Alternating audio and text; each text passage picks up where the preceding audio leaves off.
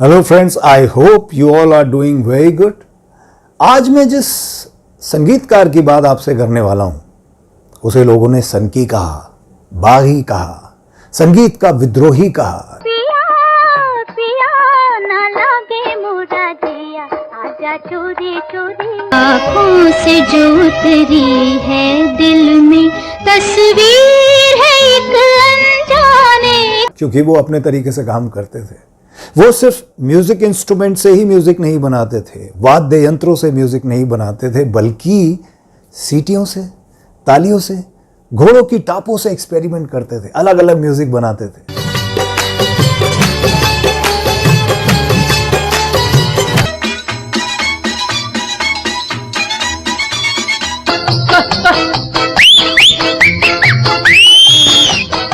आपको एक बात और बताऊं कि ये म्यूजिक डायरेक्टर बनना ही नहीं चाहते थे, ये तो हीरो बनना चाहते थे, ये एक्टिंग करना चाहते थे।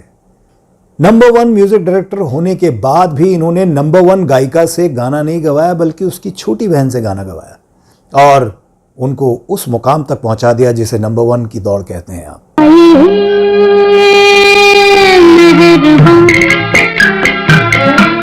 एक बात और मैं आपको बताऊं, ये साहब इन्होंने इतने खूबसूरत गाने बनाए, इनके गानों को ऑल इंडिया रेडियो ने रिजेक्ट कर दिया चलाने से कि हम इन्हें नहीं चला सकते, ये वल्गर हैं।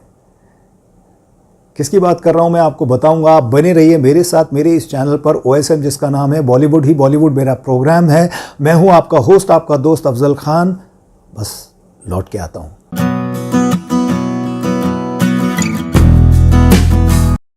Welcome back. मुझे लगता है आप समझ गए होंगे मैं किसकी बात कर रहा हूं। जी हां, मैं बात कर रहा हूं one and only OP Nayyar की। चांद जर्द जर्द है, रेशमी सलवार कुर्ता जाली का, रूप कहाँ नहीं जाए नखरे वाले का। OP नैयर जिन्होंने अपने तरीके से, अपने जिद से अलग अलग म्यूजिक बनाए हैं। ये उनके एक्सपेरिमेंट का नतीजा है कि हमें कुछ और भी गाने सुनने को मिले। जैसा मैंने पहले भी अपने प्रोग्राम में कहा है कि कहीं ना कहीं से तो शुरुआत करनी पड़ती है, कोई ना कोई तो होता है जो बदलाव लाता है।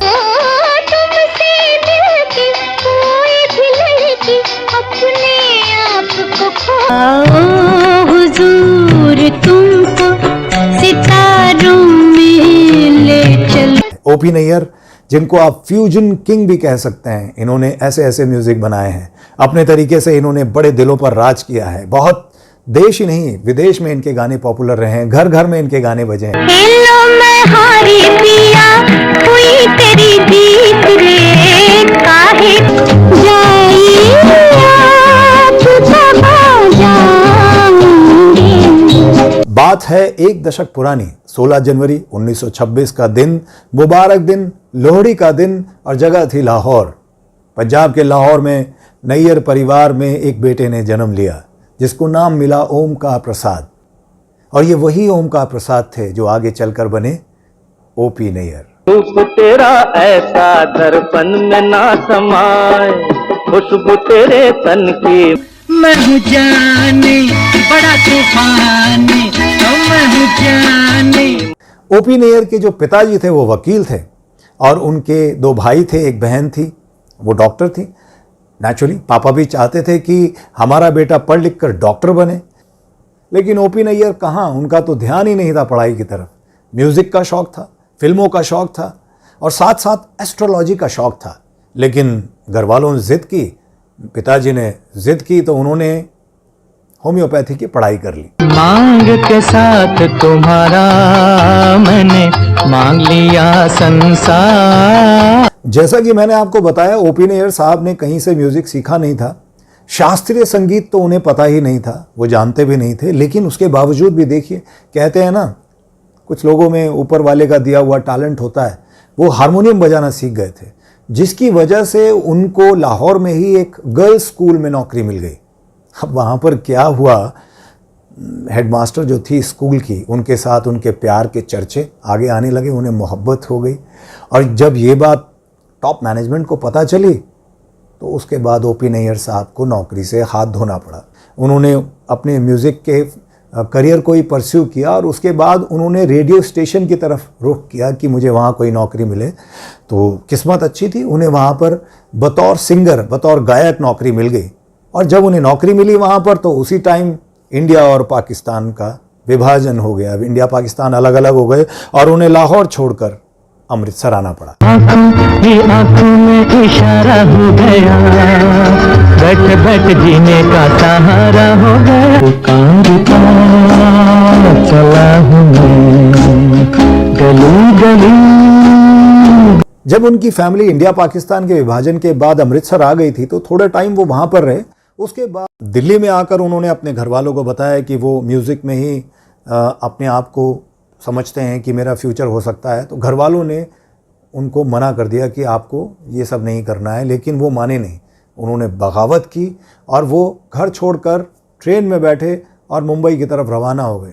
हमदम मेरे मान भी जाओ, कहना मेरे।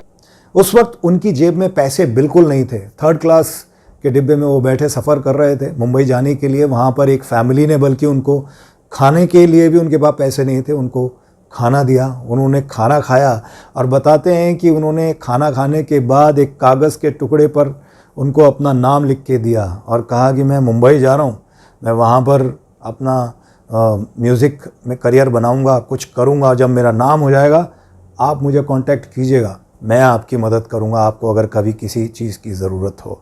वाह, ओपी नैयर साहब का एटीट्यूड। हाथ सीने पे रख के देखो, ना पूछो इसका, उधर तुम हंसी हो इधर दिल जवां है, ये रंगीन रातों की। ओपी नैयर, जैसा मैंने बताया है कि उनका तो असली ख्वाब था कि वो हीरो बनना चाहते थे, एक्टर बनना चाहते थे। तो मुंबई जाके सबसे पहले उन्होंने ऑडिशन देने शुरू किए कि भाई मुझे एक्टर बनना है, आप मेरी एक्टिंग देखिए। लेकिन उनको एक्टिंग आती नहीं थी, एक्सप्रेशन था नहीं उनके पास। इसके लिए शशधर मुखर्जी ने उनका ऑडिशन भी लिया था एक बार, और ऑडिशन लेने के बाद वो फेल हो गए थे, उनको बोल दिया था। अब वो बहुत निराश हुए थे, वो वापस जाने की सोच रहे थे कि मैं वापस घर चला जाता हूँ। तब उस ज़माने के एक एक्टर थे श्याम, वो उनके दोस्त थे। उन्होंने उन्हें समझाया कि भाई देखो, हमारी इंडस्ट्री बहुत बड़ी है, इसमें बहुत सारे काम होते हैं, आप ऐसा करो, म्यूज़िक आपको आता है, म्यूज़िक के लिए आप देखो, ट्राई करो, कुछ ना कुछ होगा। और इसके बाद उन्होंने अपनी म्यूज़िक की जर्नी हमारी इंडस्ट्री में शुरू कर दी। न जाने इनमें किसके वास्ते हूँ मैं, न जाने इनमें कौन है मेरे लिए। जा जा जा जा बेवफा। दोस्तों, उसके बाद 1949 में कृष्ण केवल से ओपी नैयर की मुलाकात हुई। उस वक्त कृष्ण केवल एक फिल्म बना रहे थे जिसका नाम था कनीज़, और वो चाहते थे कि कोई म्यूज़िक कंपोज़र मिले जो इस फिल्म का म्यूज़िक दे सके। तो उन्होंने ये मौका दिया था ओपी नैयर को। इसके बाद उन्होंने निर्माता दलसुख यानी DS पंचोली से मुलाकात की, जो उन दिनों आसमान बना रहे थे, और उन्होंने अपनी फिल्म के लिए संगीत बनाने की जिम्मेदारी ओपी नैयर को दी।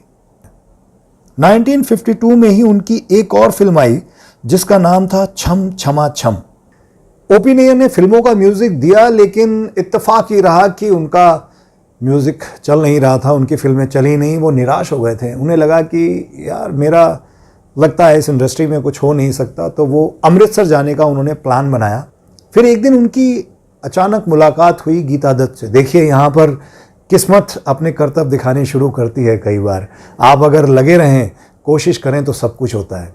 गीता दत्त ने उन्हें सलाह दी कि आप गुरुदत्त से जाकर मिलिए, वो फिल्म बना रहे हैं। बात 1953 की है, और उनकी सिफारिश पर वो गुरुदत्त से जाकर मिले। गुरुदत्त ने उन्हें अपनी फिल्म का म्यूज़िक बनाने के लिए मौका दिया, और उस फिल्म के गाने बहुत हिट हुए। और उसके बाद ओपी नैयर साहब की किस्मत चमक उठी। कभी यार कभी पार लगाती रे नजर, सैया घोयल की और सुन प्यारे अपनी तो किस्मत बदल गई, दिल पर हुआ ऐसा जादू। गुरुदत्त बहुत ही स्मार्ट डायरेक्टर थे, टेक्निकली बहुत ही ज़्यादा नॉलेज थी उनको, ये उनकी फिल्मों से पता चलता है। उस ज़माने में भी वो बहुत एडवांस डायरेक्टर थे। वो भांप गए थे, पहचान गए थे जो ओपी नैयर की क्षमता है, उनके अंदर जो टैलेंट है। इसलिए उन्होंने भरोसा जताया और अपनी अगली फिल्म का फिर से उन्हें म्यूजिक दिया और म्यूजिक दोबारा से सुपरहिट हुआ। इसके बाद उन्हें मंगू और महबूबा जैसी फिल्में मिली म्यूजिक करने के लिए और गुरुदत्त ने उन्हें फिर से मौका दिया। अपनी अगली फिल्म 1955 में फिल्म आई थी जिसका नाम था मिस्टर एंड मिसेस 55। जाने कहा मेरा जिगर गया जी, अभी अभी यहीं था किधर गया जी। ठंडी हवा काली घटा भागी गई झूम के प्यार लिए डोल। ओपी नैयर वो ऐसे म्यूजिक डायरेक्टर थे जिन्होंने सबसे पहले किशोर कुमार के टैलेंट को पहचाना। जब किशोर कुमार को इतना ज़्यादा लोग मतलब उनकी तरफ तवज्जो नहीं देते थे, ध्यान नहीं देते थे, तो उन्होंने किशोर कुमार से 2 गाने गवाए थे। 1955 में फिल्म थी बाप रे बाप, उसके लिए उन्होंने उनसे गाने गवाए और बिल्कुल अलग एक्सपेरिमेंट किया था उन्होंने। घोड़ों की टापों से, जैसा मैंने आपको प्रोग्राम के शुरू में बताया, घोड़ों की टापों से उन्होंने एक्सपेरिमेंट किया, नया म्यूजिक बनाया और ये एक्सपेरिमेंट लोगों को बहुत पसंद आया। चोरी चोरी चोरी काहे हमें पुकारे, तुम तो बसी हो गोरी मन में हमारे। घूसा लगे अच्छा डंडा पड़े, अच्छा घूसा लगे अच्छा डंडा पड़ा, घूसा डंडा दे, घूसा डंडा दे, घूसा डंडा दे। 1956 के दौर में वहीदा रहमान की एंट्री हो रही थी फिल्म इंडस्ट्री में और गुरुदत्त एक फिल्म बना रहे थे CID। तोतों का शौक तो है मुझे, आपको भी है? मुझे सिर्फ एक तोता पसंद है, गूंगा तोता। गूंगे तोते किस काम के? बाजार में कोई चार आने भी नहीं देता। लेकिन मैं इस तोते के मुंह मांगे दाम दे सकती हूँ।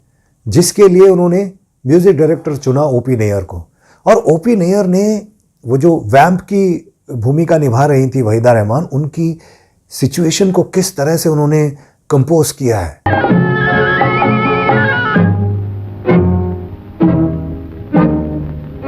आप देखिएगा, आपको पता चलेगा क्या टैलेंट था ओपी नैयर में। मेरा नाम चिंग चिंग चू, चिंग चिंग चू, बाबा चिंग चिंग चू, रात चांदनी में। और दोस्तों कुछ बातें बिल्कुल समझ के बाहर ही होती हैं, मतलब मुझे भी आज तक ये बात समझ नहीं आई। ऑल इंडिया रेडियो जिन्होंने अमिताभ बच्चन की आवाज को ठुकरा दिया था कि रिजेक्ट कर दिया, ये आवाज हमारी स्टेशन पर नहीं चलने वाली, और वो आवाज देखिए आप, अमिताभ बच्चन आवाज के जरिए कहां से कहां पहुंच गए। आज खुश तो बहुत हो गए तुम। और ऐसा ही कुछ ओपी नैयर के साथ हुआ। उनके गानों को ऑल इंडिया रेडियो ने ये कहकर चलाने से मना कर दिया, रिजेक्ट कर दिया कि भाई आपके जो गाने हैं ना वो डबल मीनिंग है, हमें वल्गर लगते हैं। अब आप देखिए उनकी CID में उन्होंने एक गाना बनाया था, जाता कहां है दीवाने, जाता कहां है दीवाने, कुछ यहाँ है सनम। मतलब उसके अंदर एक वर्ड था फिफी, मतलब फिफी का मतलब आपने डबल मीनिंग मान लिया। फिफी कुछ तेरे दिल में, फिफी कुछ मेरे दिल में, फिफी जमाना है बुरा। जबकि रेडियो सिलोन पर ओपी नैयर के गाने रिकॉर्ड तोड़ रहे थे, ऊंचाइयों पर थे, और यहां ऑल इंडिया रेडियो उनके गानों को रिजेक्ट कर रहा था। फिफी जो गाना था वो बाद में तो दोबारा से बॉम्बे वेलवेट जो फिल्म अभी बनी है हाल ही में, उसके अंदर उस गाने को दोबारा से यूज किया गया है। फिफी कुछ तेरे दिल में, फिफी कुछ मेरे दिल में, फिफी जमाना है बुरा। मैं आपको बताऊं कि तब मधुबाला को कौन नहीं जानता, उन्होंने शर्त रखी हुई थी प्रोड्यूसर डायरेक्टर के सामने। वो ये कहती थी कि भाई देखो मैं अपने रेट कम कर सकती हूँ अगर आप अपनी फिल्म का म्यूजिक ओपी नैयर से करवाएं।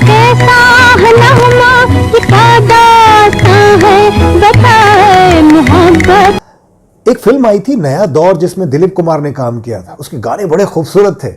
अच्छा, पंजाब के ढोल पे जो लोकप्रिय गाने होते थे, जो पंजाब का लोक संगीत था, उस पे बेस्ड उन्होंने गाने बनाए थे। अगर आप उनके गाने सुने, जब जब जुल्फे तेरी कंवरियों का दिल मचले, कंवरियों का दिल मचले। आशा भोसले और महेंद्र कपूर भी उन्हीं की खोज माने जाते हैं। लता मंगेशकर के साथ क्या हुआ, उन्होंने एक फिल्म साइन की थी, उनसे गाना उन्होंने गवाना था। आसमान एक फिल्म थी DS पंचोली की, जिसके लिए उन्होंने लता मंगेशकर को एक टाइम दिया कि आप स्टूडियो में पहुंचिए, हम गाना रिकॉर्ड करेंगे। इत्तेफाक से कुछ ऐसा हुआ कि लता मंगेशकर बहुत ज़्यादा लेट हो गई थी और उन्होंने सोचा अब मैं इतनी लेट हो गई हूँ, बहुत लेट जाके करूँगी क्या।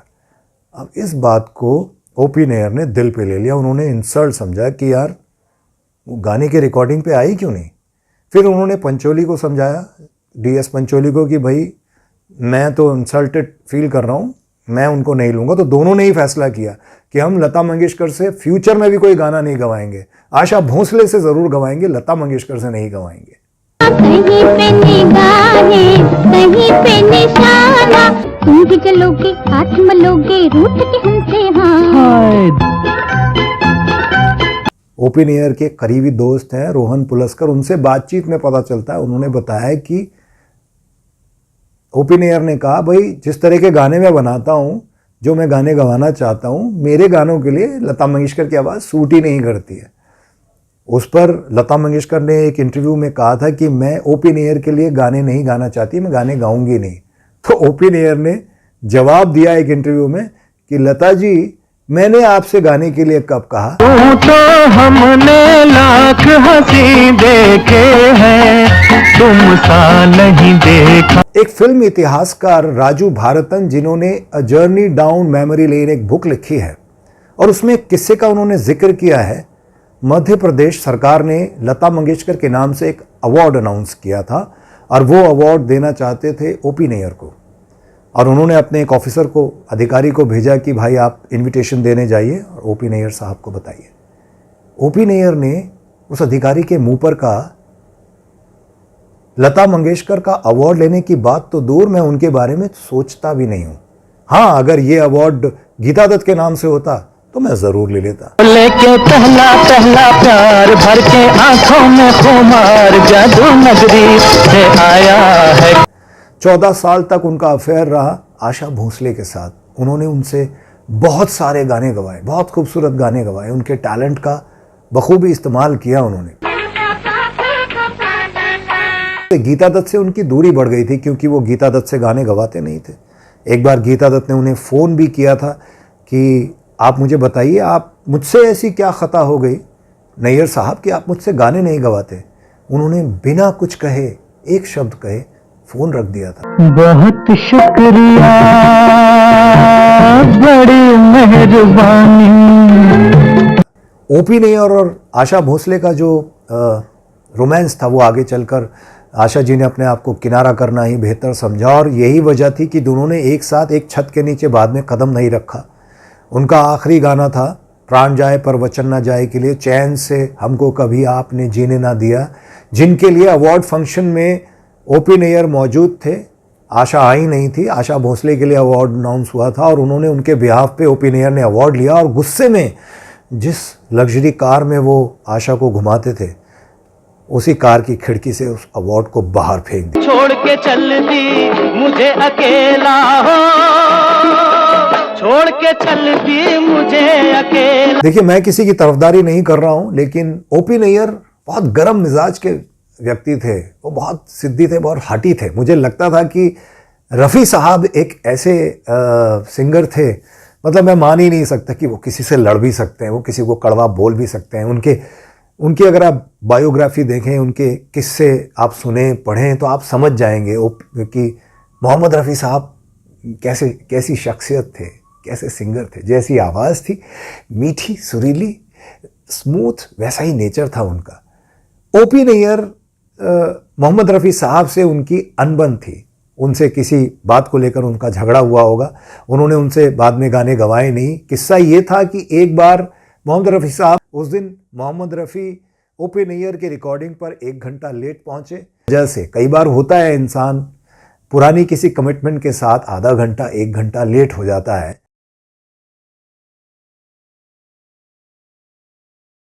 वहाँ पर कुछ इंस्ट्रूमेंट, जो म्यूजिशियंस थे वो बैठे हुए थे, इंस्ट्रूमेंट बजाने वाले। तो एक जो इंस्ट्रूमेंट बजाते हैं, एक शख्स ने मोहम्मद रफ़ी साहब से पूछा कि आप लेट कैसे हो गए।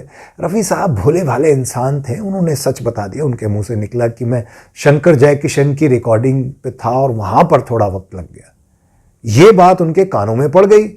वो म्यूजिशियन ने जाके बता दिया ओपी नैयर को कि ये बात है।